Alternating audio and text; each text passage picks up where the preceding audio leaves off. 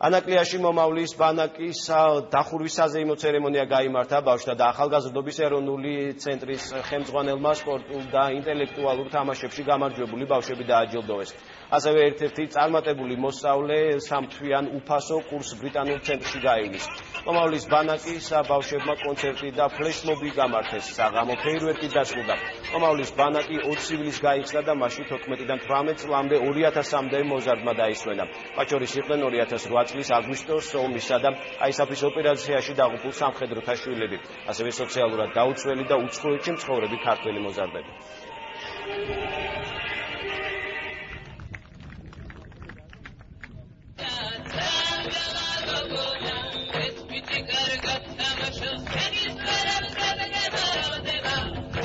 ბავშვთა და ახალგაზრდობის ეროვნული ცენტრის პროექტი მომავლის ბანაკი წარმატებულად დასრულდა. მაშინ მონაწილეობა მიიღო 2000-ზე მეტმა ბავშვმა. ბუნებრივია ეს ყველაფერი არის საწინდარი იმისა, რომ მომავალ წელს კიდევ უფრო მეტმა ბავშვმა შეძლოს მომავლის ბანაკში დასვენება და იყოს კიდევ უფრო წარმატებული, რათა მეტი სიხარული მივანიჭოთ ჩვენი საქართველოს თითოეული რეგიონის მოსწავლეს. მოამბეთ 12